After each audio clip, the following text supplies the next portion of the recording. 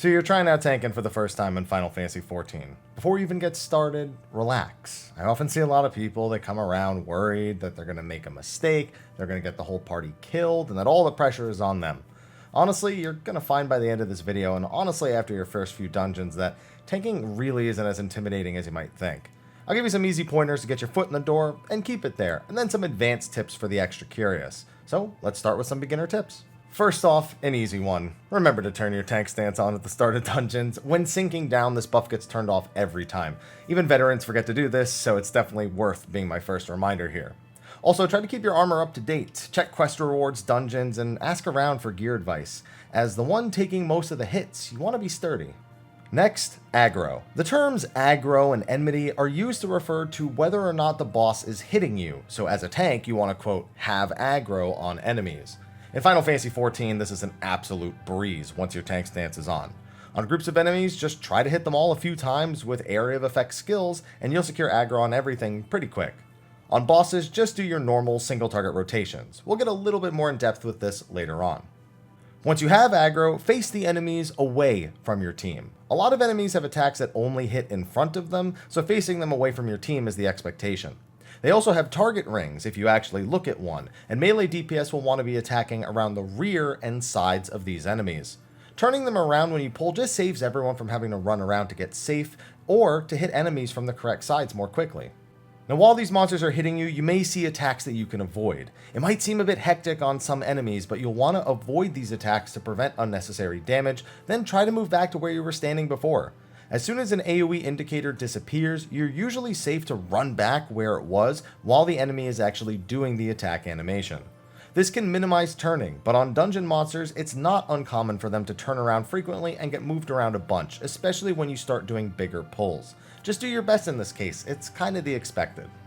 Finally, my last beginner tip, defensive cooldowns. These are actions you have that reduce the damage that you take. At first, try to rotate through these as you're getting the hang of dungeons. You'll always want to be reducing damage as much as possible, so even on smaller pulls, get in the habit of using these skills. Also, early on, try not to stack these too much. On more advanced content, you might need to stack defensive cooldowns, but for just getting started, rotating through them should do just fine. Alright, that's it for beginner tips, and honestly, those alone are going to get you through a lot of story content in Final Fantasy XIV, but we're going to get into some stuff that might help you take your tanking game to the next level now. So first, going back to aggro. On your screen, you'll notice there is a list of enemies that comes up when you're in combat. The symbol on the left determines whether you have aggro, are close to getting aggro, or are completely safe. Unless a monster has some sort of unique method for choosing a target and thus will ignore the tank, you'll want your aggro list to look something like this as a tank. If any of the symbols don't look like this, that means they're attacking somebody else, so you'll want to pick them up off your team. You can even click on enemies on the aggro list to target them if you're playing with a mouse and keyboard. Now for getting aggro on a pack of monsters, it's pretty standard to use your ranged attack such as Shield Lob or Tomahawk to hit a target in the pack. Then once they're all grouped up in front of you, you start AoEing them to get aggro on everything. You can also run directly into a group of enemies and just begin using AoE skills, but this depends on the enemy pack's layout and makeup. This can actually help prevent maybe a monster going wide because somebody attacked it too early, or maybe it's just easier for you because you're trying to pull lots of monsters instead of trying to group them all up to AoE them afterwards.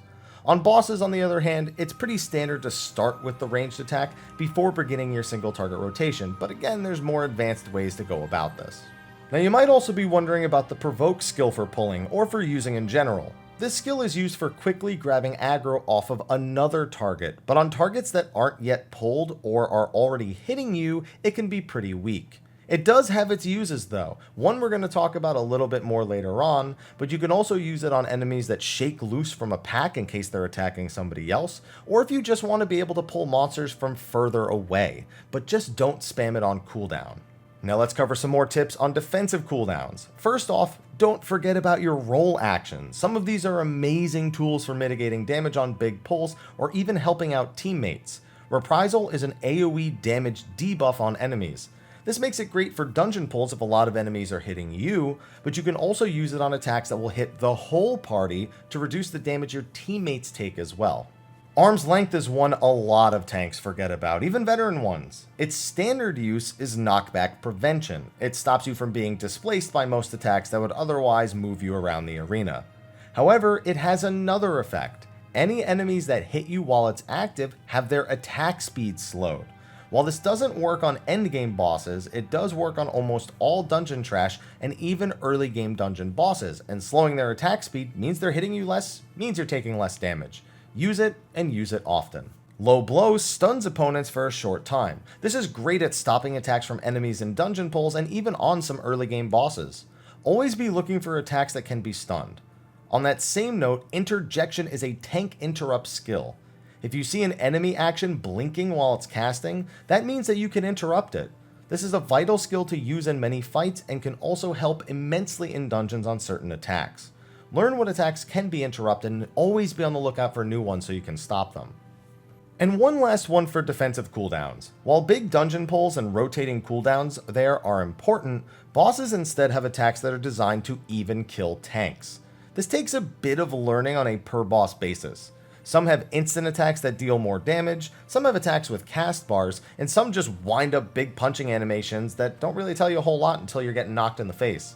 I won't get too into this because it is very specific on a boss-to-boss basis, but on bosses, use defensive cooldowns to try and reduce the damage from their attacks as well. Don't just use it on the dungeon trash. Feel free to rotate through a few things on normal trials or dungeon bosses until you can recognize what attacks that you need to watch out for, attacks that we specifically call tank busters. And finally, for intermediate tips, big dungeon pulls. In Final Fantasy XIV, it's pretty standard to pull a lot of monsters at a single time, sometimes pulling entire thirds of dungeons between bosses in one fell swoop. When you're new, tell your party if you're not comfortable doing this or want to try learning doing it. It always helps the rest of the party to get on the same page, especially the healer, who may or may not be comfortable with it themselves. Now, to ease into this, start by just pulling 2 packs of enemies at a time. Maybe this is like 5 or 6 enemies. Then try 3. Then try as many as possible. Also bear in mind low-level dungeons. It's usually not too great of an idea. The really low-level ones, not a lot of jobs have AoEs. So you might want to consider maybe at most doing 2 packs at once if you want to do that. Other than that, you're just going to incorporate all of the advice I've given you up to this point. Look for enemies that you can stun or interrupt. Remember to rotate your cooldown so that you don't take as much damage, and dodge AoEs that are aimed at you. It's just everything you've been practicing amplified by the sheer number of monsters. Oh, and if your gear is out of date when leveling, definitely don't try this all willy-nilly. It will definitely get a lot more noticeable if your gear is out of date doing this. Oh, and actually, to help with rounding up monsters, here's another cool tip. Some monsters cast spells from a distance, which can make grouping them up a pain.